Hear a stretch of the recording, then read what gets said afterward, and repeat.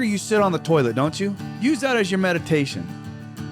Not our wives. Nobody listening to this podcast has eaten a shit sandwich. They didn't have a hand in making. Hello, I'm Larry. I'm an alcoholic. You have made it to Recovery Unfiltered. Sit back and relax because we're going to entertain you for a little bit. My name is Rob. I'm also an alcoholic. And what else are we going to do? What else are we going to do? Oh, by the way, we are not affiliated with AA, NA, Celebrate Recovery, APP, whatever acronym you've got. We are not affiliated with anybody. We're just sharing our experience, strength, and hope. If you like it, good. Good. Hey, don't forget our emails, recoveryunfilteredpodcast@gmail.com. That's recoveryunfilteredpodcast@gmail.com. All right, Rob, well, welcome back in. You notice I changed the entry just a little bit. Just a little bit.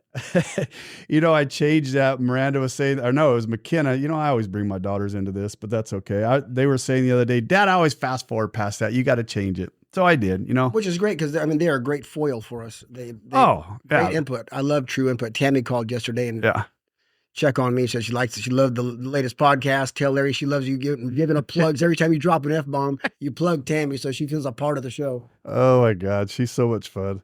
So, today it's just you and I, Rob. Just you and I. We haven't done one for a little bit. This is going to be episode 16. We are on our way to 20. We've got some great stuff coming. I'm just going to give a little heads up. We got Jason A coming back in for our 20th episode. We're going to be recording him in about another 3 weeks. With wife in tow. Yes, I was going to go to that, and his wife's going to be here. My wife, Katie, has been after me saying that we didn't finish his story. And I've also heard that from other people, right? So I've asked Jason to come in here, well, Rob has.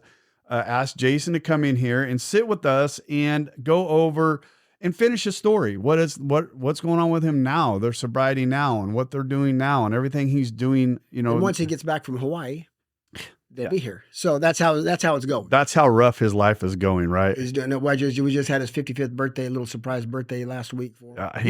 He loved the shirt. He said, "Thank Larry for the shirt." That meant a lot to him. Yeah. So a friend of ours passed away 2 years ago now of this disease. A friend that Jason and I knew very well. His name was Shane.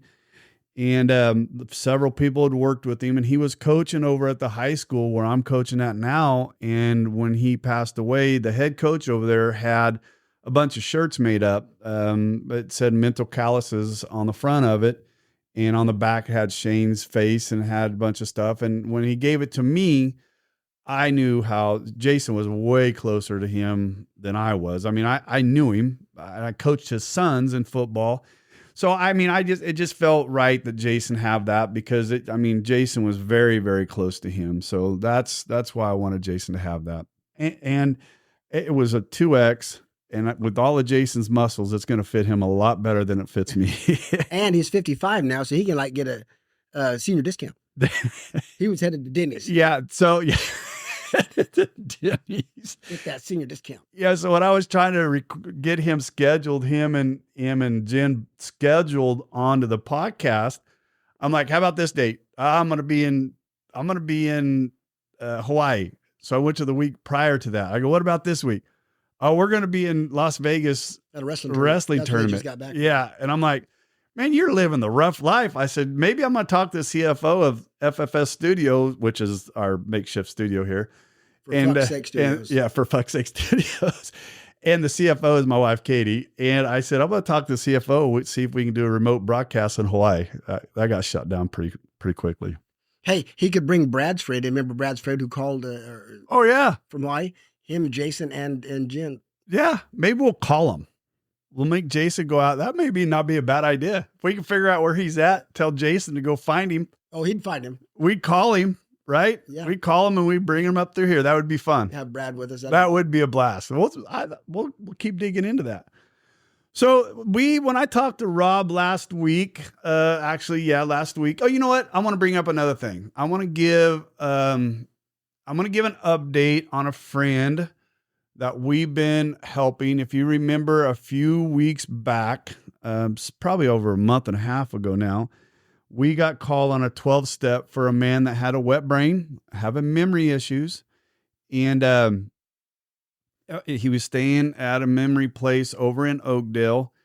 And I went over there and I called you guys all in. Eventually there was 3 of us there, you, me, and Brad, and we started working with him. And so I'd go in there quite a few times, and you went in there a few times. And then we got to where he was kind of starting to remember us a little bit. I mean, he was still calling you Chip Shot. He really wasn't, because Rob lives right behind the place. So Rob would always tell him, because he's an avid golfer. So Rob would tell him he's only a chip shot away.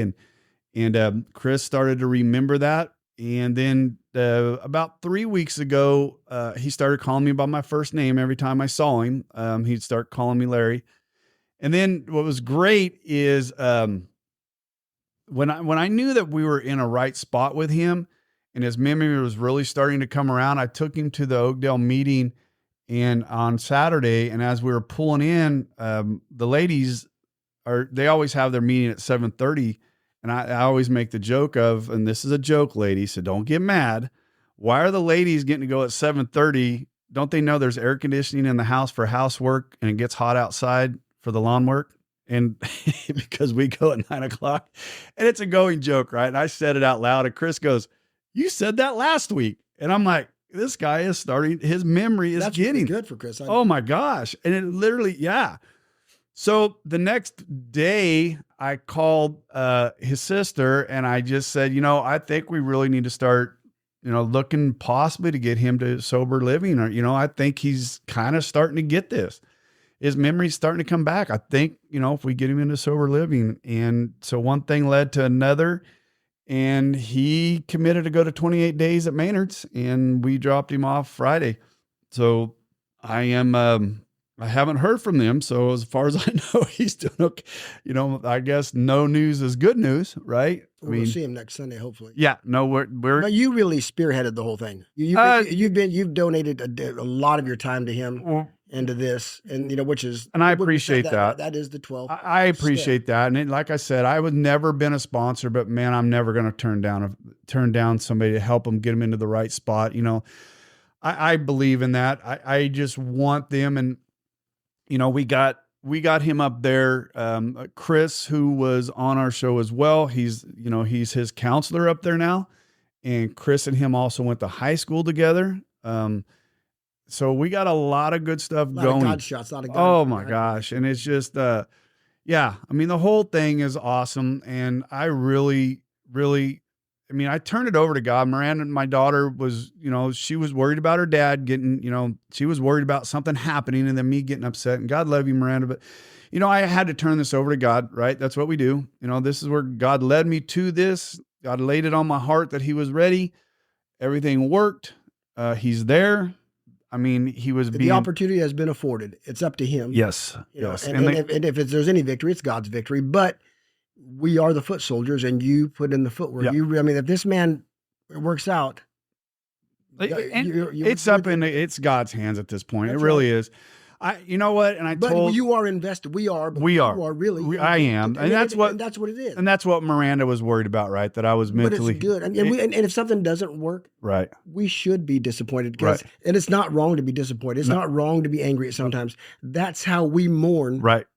The opportunity lost. That's how a human being mourns what was lost. Yes. And we show those things. We just don't live there. Right. But I think it's.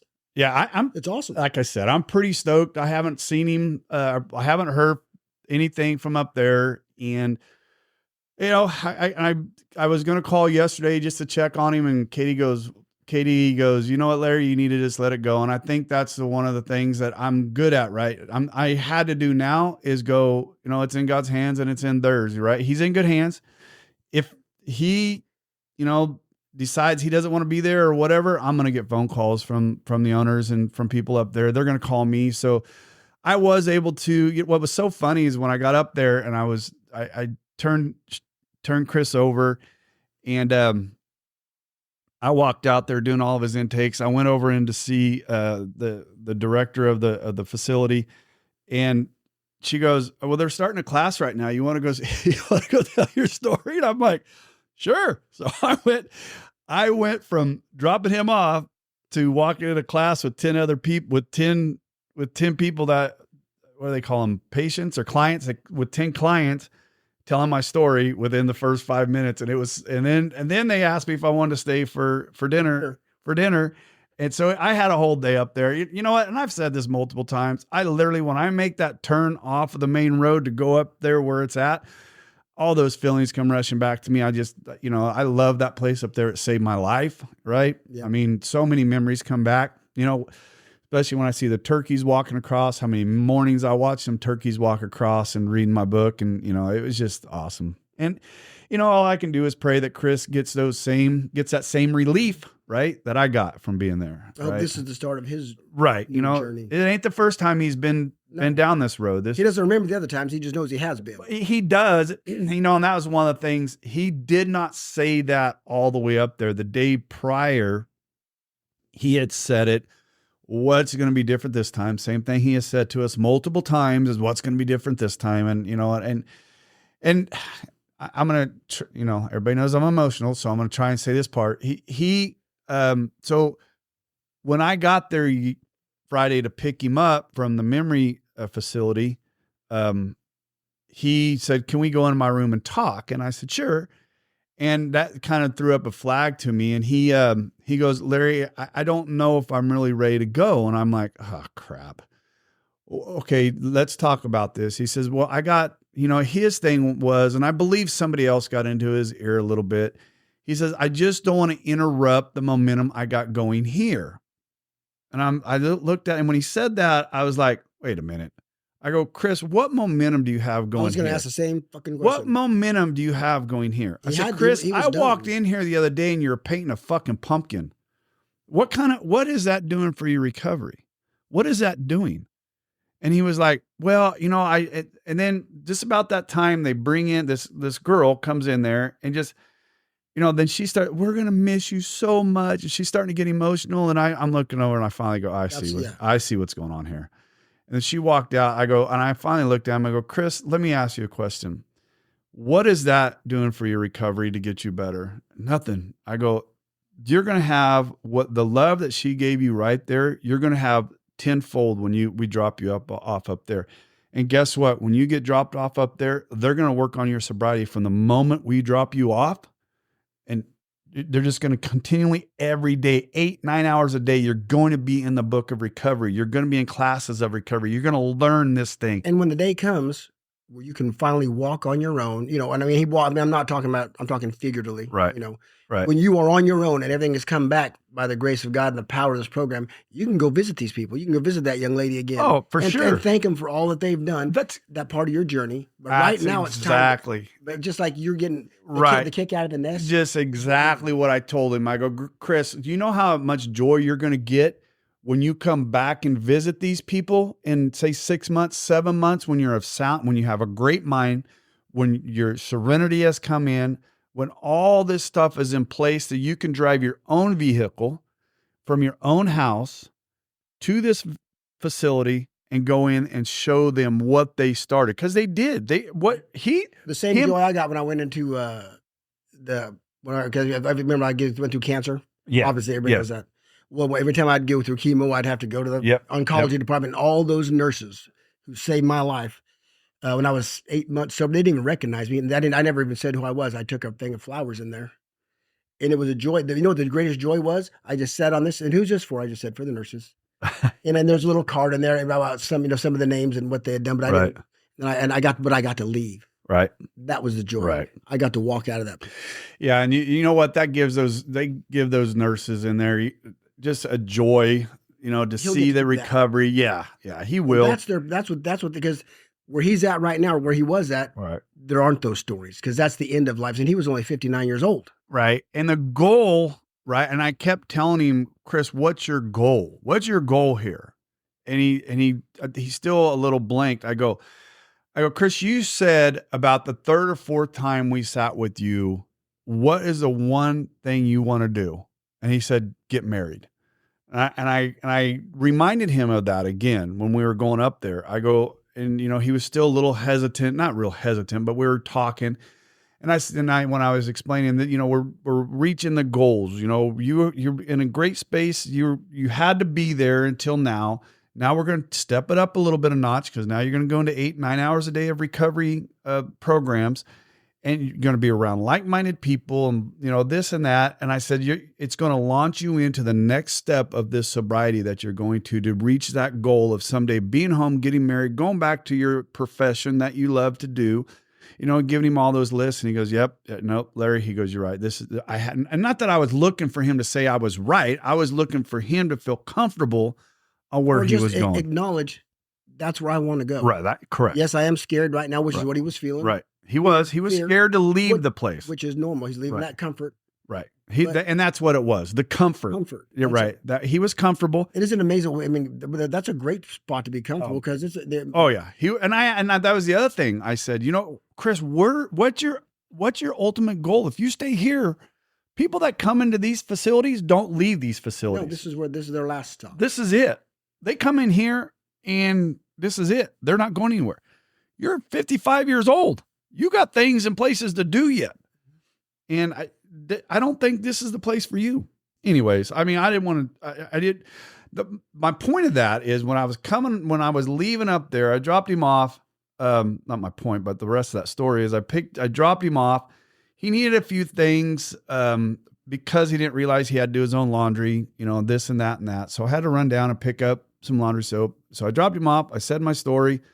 I went down and picked up some laundry soap, this and that. And I came back. And when I came walking back in, I was listening to him talk down the hallway to a guy that just literally grabbed him and was helping him.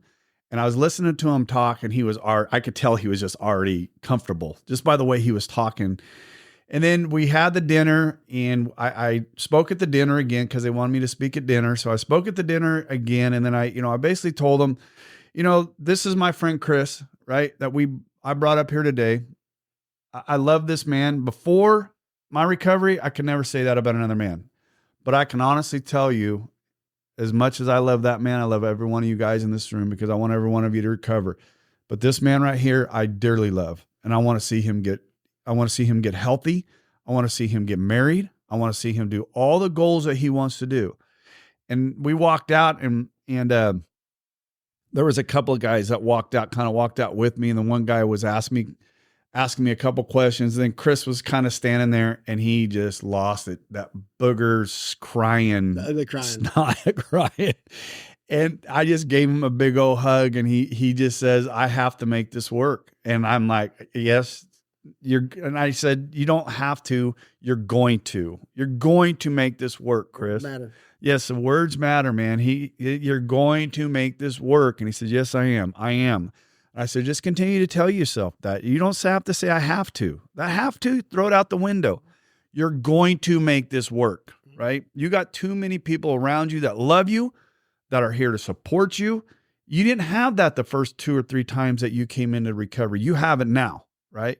You got a band of brothers around you that are going to make damn sure that you don't fail, right? And, anyways, that's the end of that. Anyways, on the way home, I called you and I was letting you know what we're doing. And you said, I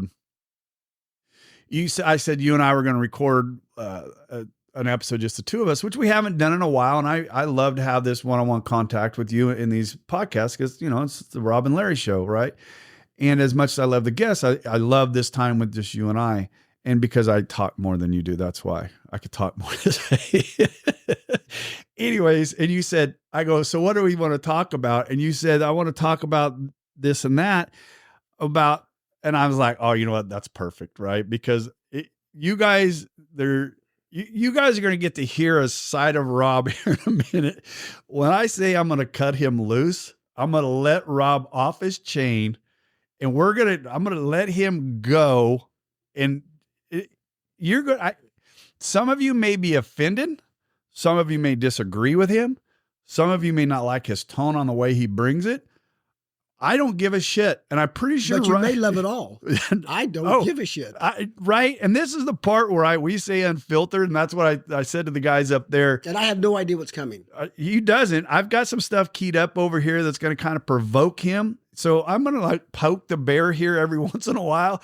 And I'm going to play devil's advocate. And I'm going to go back and forth. The problem is I got poked on Tuesday at a meeting. Yep. And you told me that. That's why I was like, you know what? Fuck it. I'm gonna put some stuff together and I'm gonna prod him and I'm gonna get him in. And so here we go. This is going to be, I'm going to start with the first part, and then we're going to get into some second part. There is some recordings that are a little bit long, right? And so one of my big guys that I loved listening to when I first got sober was a group called a couple guys called Joe and Charlie. And I literally, when I first got sober and I got out and I started listening to, it's not really a podcast, it's an audio CD, and it's Joe and Charlie going through the big book, right? Talking about the steps. It's really them going through the first 164 pages. And if you're new to recovery, I highly suggest listening to those guys. If you just go into Spotify and just type Joe and Charlie, it's going to come up. And you start from the beginning. You can walk through the first 164 pages with them, and it was an eye-opening for me. So what we're going to do is we're going to walk through the 12 steps. You're going to hear a lot of Rob, but I'm going to start with this to begin with, and let's see where this one goes. Our description of the alcoholic, the chapter to the agnostic, and our personal adventures before and after have been designed to sell you 3 pertinent ideas. He's talking about the doctor's opinion in the first 4 chapters, and the stories in the back of the book. And if we've been sold on those 3 pertinent ideas, A, that we're alcoholic and cannot manage our own life, then we're through with step 1. If we've come to believe that no human power can relieve our alcoholism and that God can and will, then we're through with step 2. Now, the very next statement says, if you are convinced, you are now at step 3. You see, the fallacy in trying to start somebody in chapter 5 is it starts with step 3. And it's hard to start with step 3 unless you've got 1 and 2 behind you. People come to us today and they say, well, how do you work steps 1 and 2? And our answer is you don't. They are not working steps. There's no action involved here. So this is that's the first recording, and it's kind of playing them backwards here. But go ahead, Rob. Look, that's beautiful. It's beautifully stated, right? And but they're not working steps. They're not. Even step 3. Step 3 is a prayer. Yes. And the actuality of that prayer, that prayer getting actualized. Right. How many times have you said? Many of us have said on our knees, crying out to God to remove this from us. I've said it millions of times, and Yep. nothing can happen. Why? Because it's not His to take. Nope. It's ours to surrender. Ours to give. So when we say these prayers, and now you hear the 3 steppers, right? They come in and they acknowledge. The first 2 steps are acknowledgement, right? And the third step is a prayer, right? And then how do you turn your will and life over to the care of God? You do the next 9 fucking steps, right? Simple as but it's simple, but not easy. No, but 100%. But it's in that after that prayer. If you want that third step prayer to become actualized, yeah, you start doing step 4 and 5. Right. It's the same. I mean, can you imagine when we're on our knees crying out to God, take this from me, but then we don't do nothing. Right. But when we finally say these prayers and we get up, hey God, now I'm going to show you how serious I am, yep, and take these actions, then those prayers become actual. Right. I love Joe and Charlie.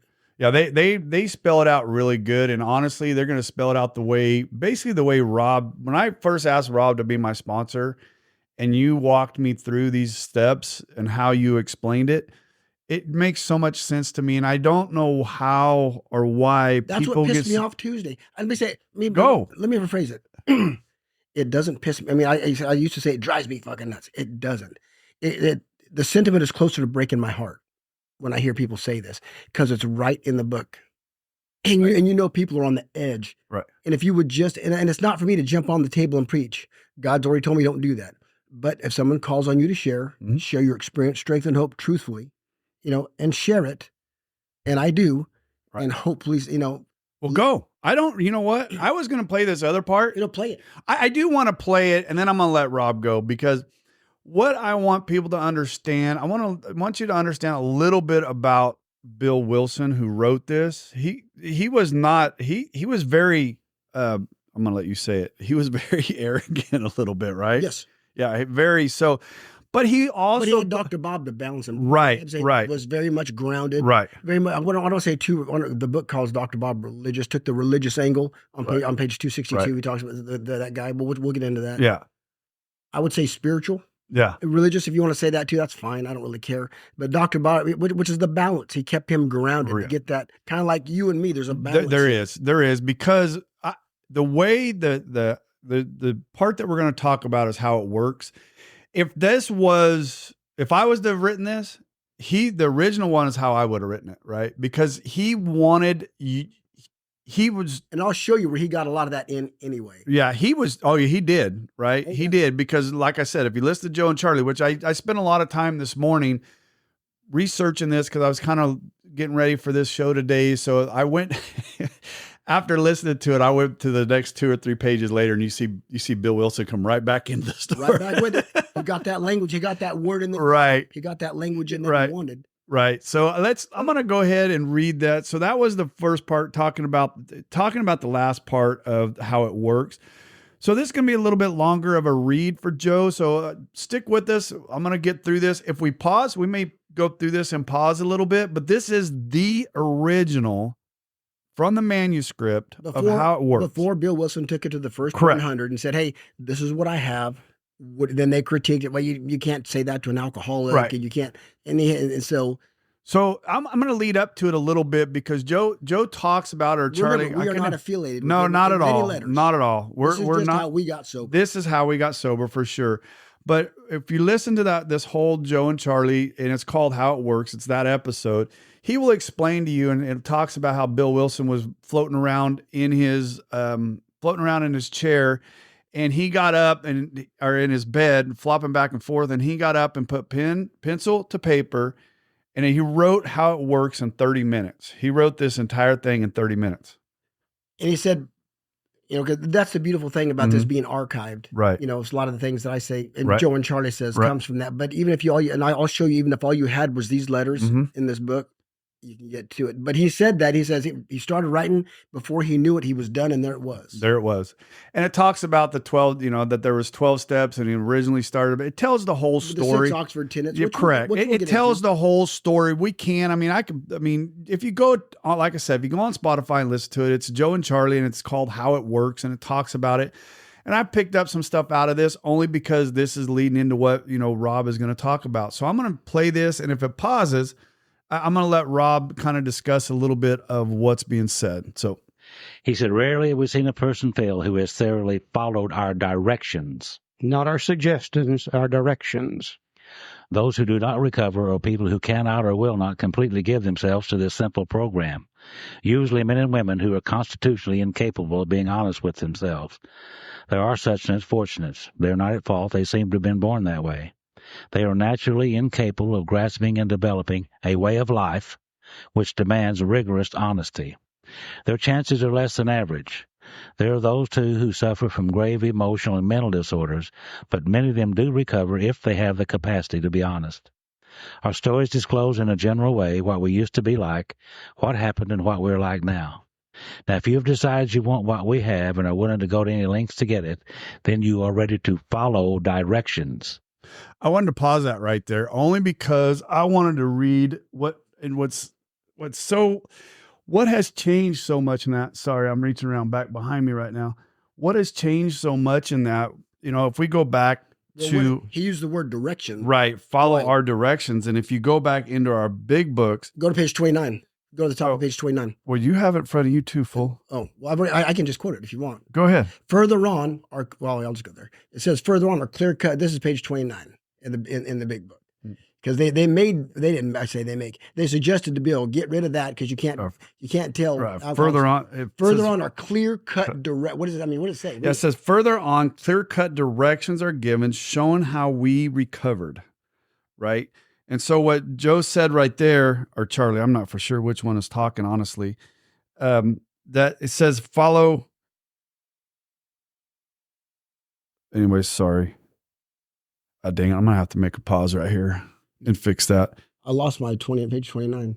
No, because your crap's all over the place. That's why. He said, rarely have we seen a person fail who has thoroughly followed our directions. Not our suggestions, our directions. That's what I was trying to get to, how the wording, right? You always say that words makes a difference. Mm-hmm. Followed our directions, not our suggestions, because he's making a direct. Are you okay over there? That set me off. Well, you ought to have that thing rebound. It looks like you got a whole envelope of pamphlets over there. I do. Good right. God. How's that new book going? Have you tore it up like that yet? Here it is. Found it. I want to get it in order. It's in order. It's close enough. Fuck it. You know. Yeah, but further on, our clear-cut directions are given how we recovered. These are followed by 42 personal accounts. So he gets his words in directions. Right. Yeah, but he also states it even after that. So I mean, Bill's writing it the way I would have, because I would have been as stern as Bill's trying to write it. But also the other groups at this time, there's the 100, right? They're saying, wait, I believe there's 99 men and 1 woman. Right. And they're saying, whoa, we got to be careful. You can't tell an alcoholic this because they're going to, Right. You can't. But Bill found a way to get it in. Right. He said, rarely have we seen a person fail who has thoroughly followed our directions. Not our suggestions, our direction. The word he ended up going with was path. Those who do not recover are people who cannot or will not completely give themselves to this simple program. Usually men and women who are constitutionally incapable of being honest with themselves. There are such unfortunates. They're not at fault. They seem to have been born that way. They are naturally incapable of grasping and developing a way of life. Didn't I just play this? Which demands rigorous honesty. Okay, their chances are less than average. I'll have to cut a lot of this out. Who suffer this from is my grave fault. emotional and mental disorders, but many of them do recover if they have the capacity to be honest. Our stories disclose in a general way what we used to be like, what happened, and what we're like now. Now, if you have decided you want what we have and are willing to go to any lengths to get it, then you are ready to follow directions. At some of these, you may balk. You may think you can find an easier, softer way. We doubt if you can. Personalized. Yeah, so that's where he's talking about you. Then he changed it to we. Right. So that's where when you hear when you go to an AA meeting or you do anything, or you'll catch me doing it you'll hear me saying, you have to do this, you have to do that. You'll hear me every once in a while. I go, wait. I have to do this. I have to do that, right? Because Bill, when he was writing, was basically being a directive, being a big brother, being a daddy. Right. You have to do this. You have to do this. And I can promise you, anytime my wife would come to me, anybody, right? When in my deep part of my drinking, you have to get sober. The fuck I do. And it is a we program. Right. So I agree with that. Right. Changing of that language. Right. Absolutely. Yeah. So he said, rarely have we seen. Okay. But there are times to personalize it. Right. There are times to bring that home, and you need to own, as far as owning our own stuff. There is a time for that. All right. I'm gonna have to fix this, Rob. This is gonna be. I can cut all this. It'll be easy to. So we're gonna have to just wait for that first part to go again. A person fail who has thoroughly followed our directions. Not our suggestions, our directions. Those who do not recover are people who cannot or will not completely give themselves to this simple program. Usually men and women who are constitutionally incapable. It's fixed now. It wasn't pausing. It was starting back over. There are such unfortunates. So they're not at fault. They seem to have been born that way. They are naturally incapable of grasping and developing a way of life right there, which demands rigorous honesty. Their chances are less than average. ABC. There are those, too, who suffer from grave emotional and mental disorders, but many of them do recover if they have the capacity to be honest. Our stories disclose in a general way what we used to be like, what happened, and what we're like now.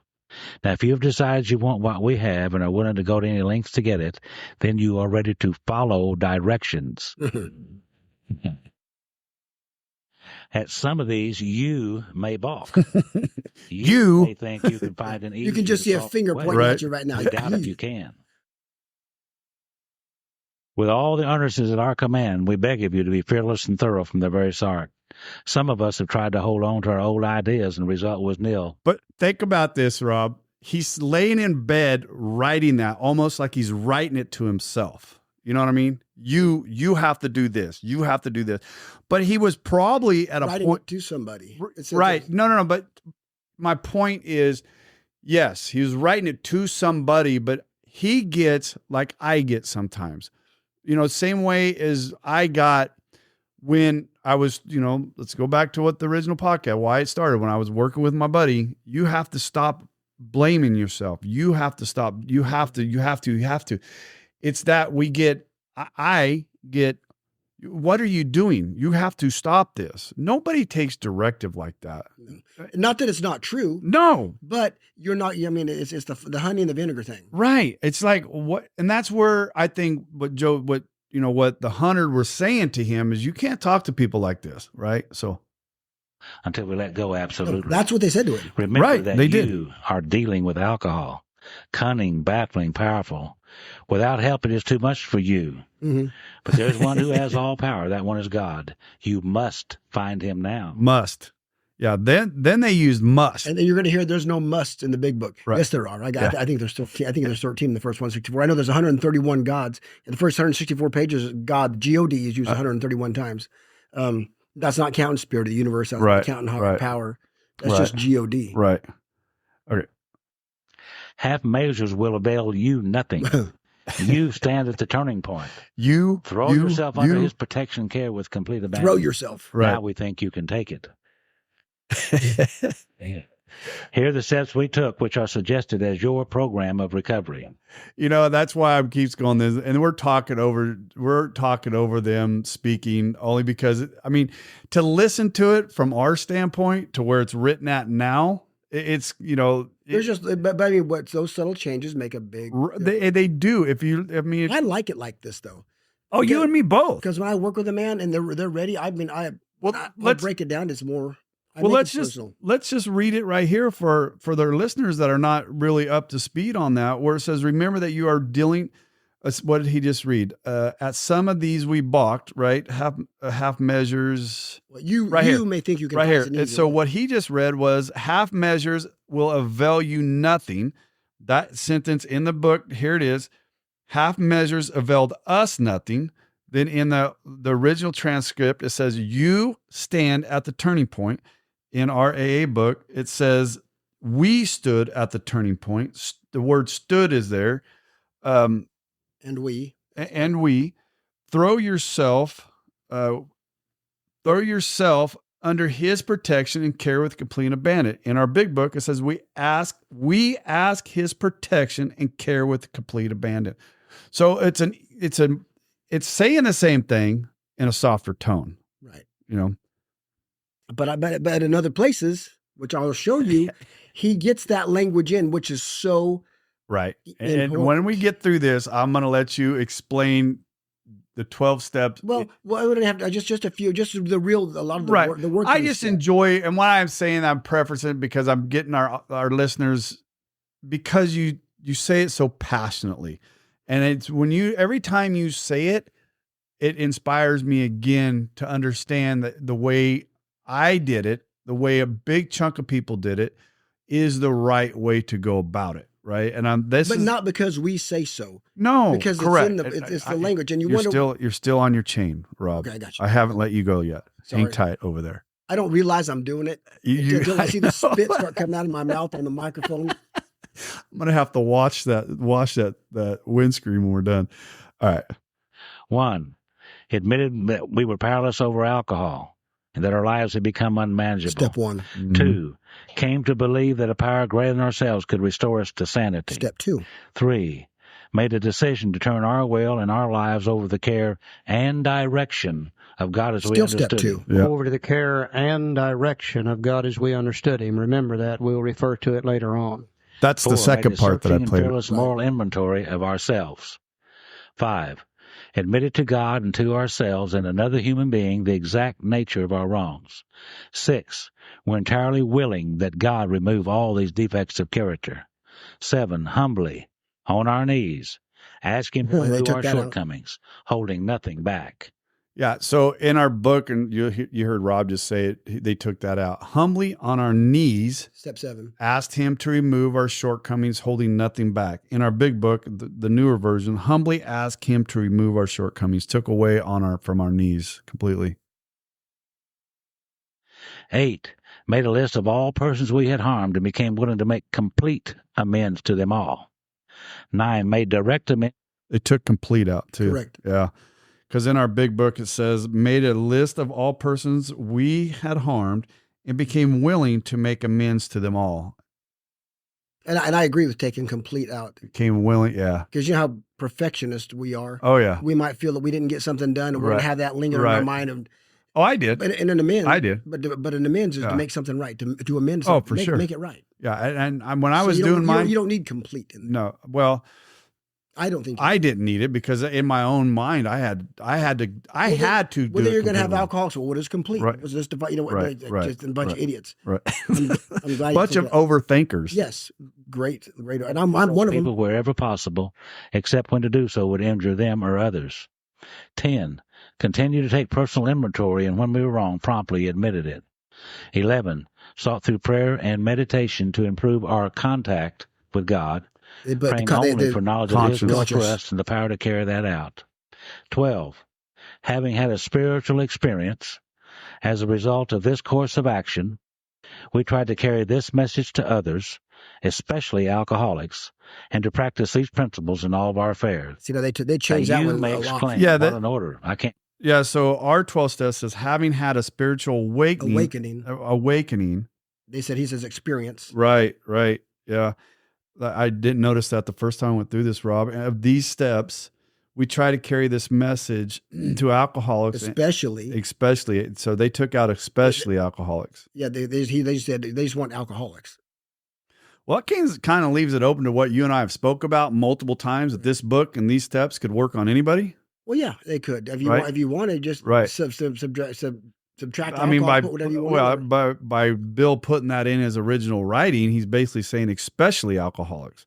Right, but eventually they took all that out, and that's just reaching out to alcoholics, which is fine. Yeah, and the rest of that, and to practice these principles in all of our affairs. So let's go ahead and finish this up. Can't go through with it. Do not be discouraged. No one among us has been able to maintain anything like perfect adherence to these principles. We're not saints. The point is that we are willing to grow along spiritual lines. The principles we've set down are guides to progress. We claim spiritual progress rather than spiritual perfection. Now, our description of the alcoholic. That's the doctor's opinion, Bill's story, some of it in chapter 2 and 3. The chapter 2, the agnostic. Chapter 4. And our personal adventures before and after. Bill's story and those in the back of the book. Have been designed to sell you 3 pertinent ideas. Remember. Well, Bill was a salesman. Right. A, that you are alcoholic and cannot manage your own life. They changed that one. They did? Yeah. That's changed. That you, he says we were alcoholic and could not manage our own lives. You're right. Sorry. Personal, and they made it. B, that probably no human power can relieve your alcoholism. They changed that too. Step 2. Yeah. C, that God can and will. If you were sought. The rest of step 2. That's also step 2. If you're not convinced on these. Well, that changed also. Yeah, they changed the last 2. That God can and will, and it's in our big book, it says that God can, could and would if you were sought. Yeah, then that's so important though. Right. That's where they're getting on your knees and crying out and God never answering because it's not his to take, it's yours to give up. If he's sought. And you're seeking him through action, not through words. Right. This last part. This is my favorite part. I wish they kept kept the book to this point or else just throw it away. If you, I walked over that. It says, if you are not, this was part of the original. It says, if you are not convinced on these vital issues, you ought to reread the book to this point or else throw it away. I love that part. And I wish I'd have kept it. But in our big book, after it says that God could and would, if he were sought, it goes right on to a new paragraph. Being convinced, we are at step 3. But are we though? Well, go boy, go. But are we? Because you hit it. I've held you on your chain long enough. Because you don't get to step 3 till page 63. Right. You're on page 59, I believe, right? Right. Yeah. Being convinced we're at step 3, which is that we decide to turn our will and life over to care. God, it kind of describes that. Right. Then you go all the way to page 63. More and more we became interested in seeing that it says we were now at step 3. Well, how'd you get to? Because it talks about the selfishness, the root of our trouble, right? Which is selfishness and self-centeredness. That is the root of our trouble, us, right? Self, right? And how it manifests itself. Mm-hmm. And on page 45, it tells us what our dilemma was: powerlessness, which doctor's opinion, Bill's story tells, and more about alcoholism. Or no, there's a solution. That's the problem, powerlessness. We didn't have power, and we were selfish. So once you go to step 3, you pray, right? Mm-hmm. You do this third, because remember the first 2 steps are not working steps. Step 3 is just a prayer. Right. They're acknowledgments. They're not working steps. Drives me. Anyway, well, because people go out and fucking die. Right. Right. I mean, this is what I'm trying to get you to do, Rob, because we were just talking. But just listen to the language, okay? Right. Then we do this prayer. We were now at step 3. Many of us said to our makers, and we do the prayer. And then after that, Bill describes, okay, what you just did. And he should have done this before you said the damn prayer, because what does he say right after that? We found it very bizarre. We thought, well, before taking this step, well, son of a bitch, I just said the prayer. Right. If you should have put that before the prayer. You better think well before saying this. Because what he's hoping to get is once you do this prayer, which will have no permanent effect if you don't. And I'll show you where he says that too. He gets what he wants in. And then what does it say? And once he expresses, okay, you better think well before you said this prayer. Well, I just said it, motherfucker. So what do you mean? Then he says next. At the bottom it says next. Yeah.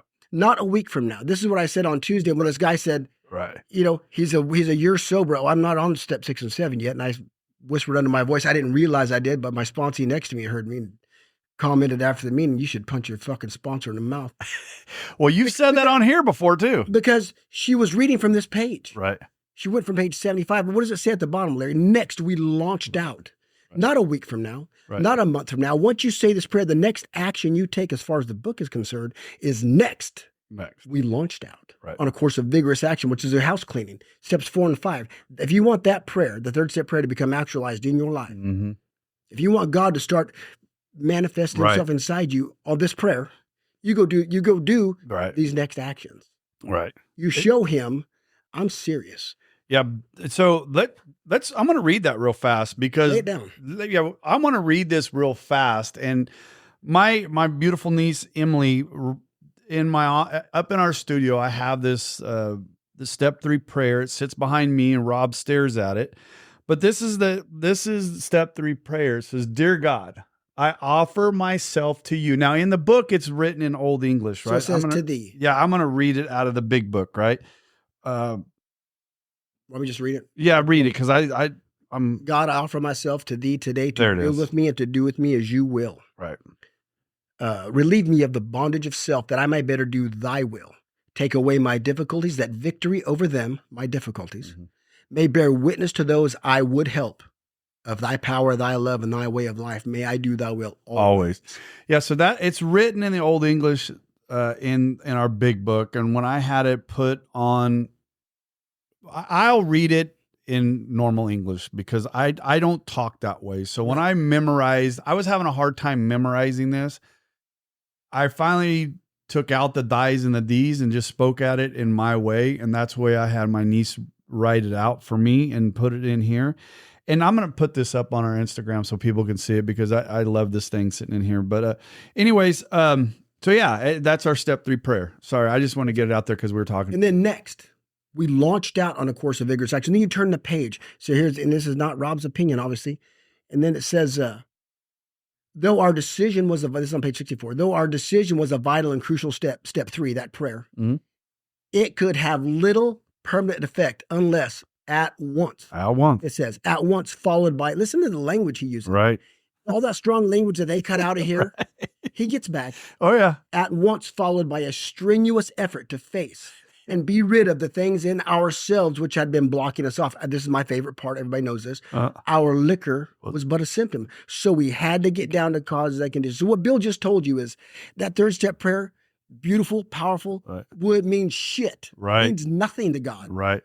Or no benefit to you. Nothing. If at once it's not followed by, what does he say? Strenuous effort to face. Right. And face yourself and be rid of. To thy own self be true. Come on. Yep. I mean, own your shit. Right. That's why it's written on my arm. And then he tells you twice, our liquor was but a symptom. On page 101, he says bottles were just a symbol, which means me and Larry, anybody else out there, whether you're a drug addict, alcoholic, or just a fucking asshole, I wasn't the man I was and didn't behave the way I did because I drank and used drugs. Right. I drank and used drugs and behaved the way I did because the kind of man I was. Right. I wasn't the devil. I wasn't an angel. Right. But I had a man problem. I had a Rob problem. It wasn't the other thing. Yep. And that's what he's trying to get across to you. Yeah. So, and I want you to go on, Rob, because you continue talking what you say at once, right? Because at once, right? All right. Now it says next we launched out. Right. You go into the next action after you do that 3rd step prayer, which you are supposed to do as far as this book is concerned. The next action you take is writing this inventory. He breaks down what that inventory looks like. Get going. Right. So when you hear people say that you're like, I do a step a month. Right. You're a fucking idiot. well, You wonder why people are getting drunk, and then I Right. heard someone at the Friday night meeting didn't want to sponsor. This woman didn't want to sponsor people. She told me Right. because none of them stay sober. I said, well, what do you know? It's women. We can't get people Right. drunk, and we don't get them sober. It's God. So, well, what are you doing? Oh, well, we do a step a month, and I did. Okay, Right. Maybe I'll make a suggestion. Well, Rob, you just look at the fellowship that's growing. Look at Right. Doug. Me and Doug went through his. right. Doug didn't have a sponsor. He tried once in 18 years sober. Mm-hmm. No success. We go through his steps again. Right. We break it down the way you old timers did, the way we're doing it. He's got 3 right now. He's 21 years sober. He's got 3. And he called me the other day, son of a bitch. He's loving it. But now Right. he's realizing. Yeah. So there's hope for me. It's coming. When God's, but look what you've done for Chris. I know, but You've got other things going. right. It And that's happened. you know what? I do where God leads me. And I've said this multiple times, right? I've said it multiple times. He's going to hit me with a sponsee, and it may be Chris. It may be when he gets through this. Listen, you're going to run him through these steps, right? Because Chris is going to say, "You're doing it, Larry." And why Right? do they do this? Because Right. Jackie shared at the meeting, which did this at the meeting, that no one. And I was just sitting there listening to people, and I wrote this note down, Larry. This is again. You see this, after the prayer, the action taken is where the promises become actualized. That's what I wrote. I don't know where it came from, but let's go to page 75 real quick. Then we'll because you do this work, and remember next we launched out of it. So you do 4 and 5. You do it. Right. You do the writing. Returning home. Oh, hold on before you go there. Right. This is why I said I was going to unleash Rob. You should see his face right now. It's red. But before you go there, the paragraph will go. This is where she stopped. She started at returning home, talking about step 6 and 7, and then talking about how all their defects of characters. Well, my defects of characters are still Jay. This pisses Jay off. Well, because they'll say, and then some of the people were saying this in this meeting, about their character defects, which of course we are not going to walk perfectly in this life. Right. But she started from returning home. And then, so I went back to page 63, and when I got to my turn to share, that was after the curmudgeon down at the end shared that, because we know last month he just got his 1-year chip. I'm sitting there as a brand new guy. The only reason I'm at this Tuesday meeting, the only reason I'm there, and not at men's Bible study, is because Chris, our brother from Leonard's, sent a brand new that he'd just gotten home. So I said, all right, young man, I'll meet you. And he lives right next to primary. So I said, I'll forego. I didn't tell him that because he doesn't need to know that. No. Like I'm sacrificing. Right. I just said, I'll meet you there. Right. And then the sponsee who's on this fucking step, well, he did it because we did the 5th step. Then after the 5th step, guess which homework I gave him? Hey, let's read the book. Let's do what the book fucking says. Imagine what happened. And just look at the life he's having right now. Right. He went from 1 week, want to hang himself, and now look, he can't stop smiling. Right. And this is the reason we're why getting some recovery in. This is a reason why I wanted. There's certain things about this recovery that I can turn it back on a little bit. If you want to do it, I'm not going to say an easier, softer way, because in my eyes, there's no easier, softer way. But if you wanted to slow it down, and some people need to recover that way, Rob. Not everybody can recover this way. No, I go get it. Right. But the people that God brings to me, right, are ready for this. But I want people to understand. But all I want to say is the way I do it, right, the way I choose to do it, can be defended from the book. Yeah, yes, but it's all right here. It's not Rob's fucking opinion. It's right here. Right. So, but let's go back to this, right? Let's look how the percentage of people that stay in recovery has diminished over the years, right? Let's go, baby. Let's go. Because they went away from doing it the way. Let's go back to the 4 to the 2nd. This is I was going right here. When I said I was going to poke you, this is what I was. This is 1955, right? Yes. So 20 years after the book was written, it was, right. Well, after actually 34 was when it was founded. 39 when the book was written, right? But still, 1955. AA grew by leaps and bounds. This is the 4 to the 2nd edition of the book. For this, there were 2 principal reasons: the large number of recoveries and reunited homes. These made their impressions everywhere. Of alcoholics who came to AA and really tried, 50% got sober at once and remained that way. So 50%, 1 out of every 2, 50 out of every fucking 100 came in, got sober, never had a relapse. And this is where I tell people to, this is the first place. And then it says 25%, 25% sobered after some relapses, and among the remainder of those who stayed on showed improvement. So 50% came in and got sober at once, never had a relapse. Never had a relapse. This is early AA. 25% had a few relapses. So you're talking 75%. So I'll share that with a newcomer. Yep. Who's ever worked with me. Do you want to know why that is? Now again, we can go talk to my sponsor Jay, who got sober in 1974, and his sponsor Van got sober in 1954, and you can pick their brains on it, or we could go right in the book, so you don't have to ask anybody. Right. And we got the first 3 alcoholics: Bill Wilson, stockbroker. Right.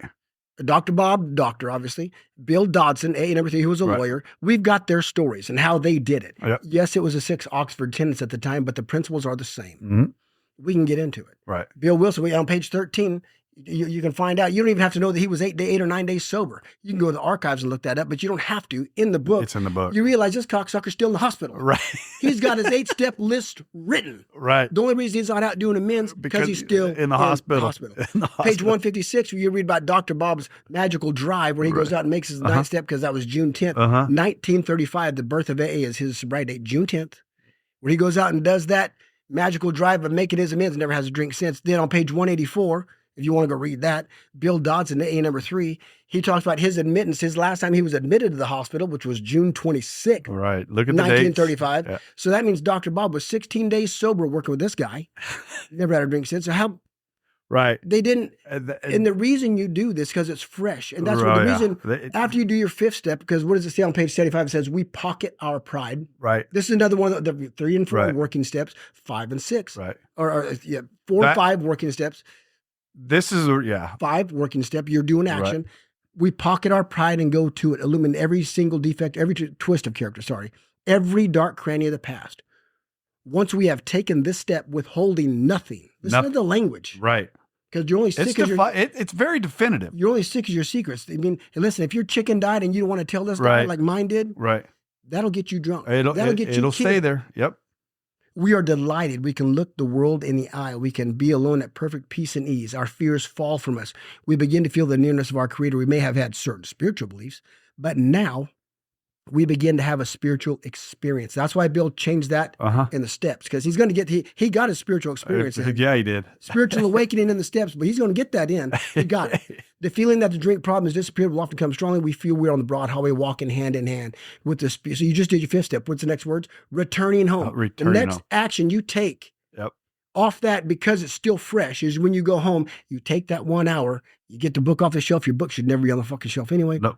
And I used to be so anal, I'd make guys, hey, when you get home from my house, you put your book on the shelf. You said that before. You don't have to do that. But anyway, because I want the trust to be in God and this literature, not me. I will fail you because I'm human. I'll disappoint you. And then you go home, you take that 1 hour. It says you take the book off the shelf, you open up to page 57. It says open up to this page of the steps, which is 58, 59. You look through the first 5 proposals. You look at your work. Is it solid? Have you left anything out on purpose, basically? Right. You thank God from the bottom of your heart. You say that 7-step prayer, and then off you go. Off you go. It says, because after, what does it say, Larry, after the 7-step prayer? After it says, amen, we have then completed step 7. What are the next 4 words on page 76? Oh, I don't know, Rob. It says now we need more action. Right, there it is. Without which we find that faith without works is dead. That's from the Bible, James chapter 2, verse 20. Works, baby. Work. Now it says now we need more action. So the next thing you do is you start doing that list, which your book is going to tell you. You made the list when you did steps 4 and 5. That's not accurate. Right. There were a lot of people on my 4-step inventory, my resentment list and all that didn't make it to the people that I'd hurt. Mm. There were people on my 8-step that didn't make it there. So to me, there's some of the same names, but not all, and I share that with the guys, but you get into action. Action. And then once that's done, and then, listen, I gave the guys, because the way life is and work is, like what I did with you. Yeah. We do this, the next Wednesday, we're doing the next. And they said, now, Brandon, we did. Yeah. Brandon's almost done. And he's only been with us a couple weeks. 3 weeks. I sit down with him he got finished early. Right. I'll move heaven and earth. For sure. And I know. I'll break appointments. Then let's go. If you're ready, let's go. Sit down. Yep. Let's go. I remember. Because it's that important. So the next week we sit down and we go over steps 10, 11, and 12, how those actions are taken, and then we help him live. Yeah. And then go and help someone else. Yeah. And that's where when my first sponsees came in, was right after I had finished my steps. Like, I don't know, it was in 2 weeks. I was at a meeting and I had somebody come up, and I had shared something in the meeting. I had a guy come up to me and ask me if I'd be a sponsor. And I was like, sure. About the third visit here, when he was making excuses why he wasn't going to come. And then he finally shows up 2 days later. He sat across from me and he started to blame somebody else about something. And I'm like, yeah, no, this ain't going to work, brother. This ain't going to work. I literally, I went over to him again. I go, yeah, but this ain't going to work. You're going to have to get out. I can't, I don't have the patience for you, blah, blah, blah. And I walked. I think it was a little more stern than that. Oh, it was. I'm just trying not to sound like the asshole I was being, but I was, and here's the reason why. But that's why I have my rules. Right. And I must stand by them. And I don't mind them, because I use the same ones. If I'm going to sponsor somebody, say your rules, Rob. Say them. Rule number 1 is you don't lie to me and I don't lie to you. Amen, brother. If you can agree to that, we go on. Rule number 2, what you say to me and what I say to you stays between you, me, and God forever. It ain't your wife's fucking business. Nope. It ain't my wife's fucking business. Right. And I say it just like that. Rule number 3, at any time you want to go a different direction, Right. go, grow. I'm just here to help. Right. And rule number 4, don't waste my fucking time. There you go. That's why I threw that guy out of this house that day. And if you can go that, we'll go. But rule, if you break, and I don't care who you are, if you break one of those. And listen, I don't go by those rules because it's that I idolize Rob and that. But it's just, to me, those are just those are common sense rules. But I didn't start out with those. No. But those are common sense rules, Rob. If you really think about them, I mean, there's nothing in those 4 rules that are, once again, and I'm going to read. We're going to start closing this thing down pretty soon, but I want to know. The reason why I like that is because it's the way I needed it, right? Right. It's the way. And I'm not saying everybody needs it. All I'm saying is, if you just listen to the way the language of the book, right, it is not meant to take it because the reason is, especially with the alcoholic, right, who's self-centered, egotistical. Let's break it down to who this is going after. Yeah. It's a fucking alcoholic that you're dealing with. Right. You got to hit it and hit it fast. Right. The minute that ego starts to, Bill knows that, we know, the minute that ego starts to grow back, you lose them. Yeah, I know. Hard and fast. I know me, when I came out of recovery, if I hadn't went directly to a meeting that night and gotten a sponsor directly, I would have started looking for reasons not to follow through. Right. And until I got through step 4, 5, 6, 7, 8, and 9, then I could back off the throttle just a little bit. But as you do these things, as you do these this way, the way the book lines out, returning home, you start just like Brandon. He remember his face was red. Oh yeah, he was gritting through his teeth. 2 days later. I mean, there were rough days because and luckily he had me. Right. And I just happened to luckily share with him. My sobriety was just, where you were at, I was just like you. That goes back to what you and Pat talked about, those raw nerves, right? I didn't have that. But he did. But he did. He did. Here we are. But 2 days later, doing some more of this work, the piece of those prayers started being actualized because he was doing the work. Yeah. And I just texted him on the way out here. Yeah. You can't stop smiling. Right. Yeah, your face going to break, dude. And here's the thing, though, and Brandon, if you talk to me, I'm going to tell you, guess what? That smile goes away. But how do you react? It will. He knows that, but just like I told a young lady when I went to work with Nathan on Friday night, the other day, 2 nights ago. Oh, that was rough. But she was in there, the last woman in there, last person talking to him, and we got to talk a little step work because she was struggling. She was scared. She wanted to do these perfect steps. I said, you can do perfect steps as long as everything you share is honest, perfect. Right. More will be revealed. Right. That's fine, but just go get started. Yep. Go get some of this relief. Yep. Go. All right, Rob. I was going to say that going back to your percentage of when I was speaking upwards of 75%. When I was speaking at Maynard's last Friday night, there happened to be exactly 10 people in that room, 10 clients in the room, right? That were there for recovery. But here's what I said. I go, out of all 10 of you in here, the percentage of you, only 2 of you are going to stay sober. That's the current percentage of what they're talking right now. Only 2 of you.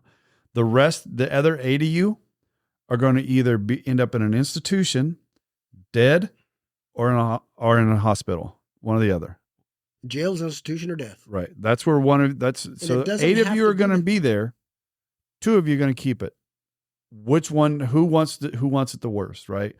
And and it's another reason why I think I'm so dead serious about it. I think that's why you're serious about it, because we know what this shit will do. We've watched it. We've seen it. Well, look at our men's group. Just in the yes, in the yes. 2 years, over 2 years you've been with us.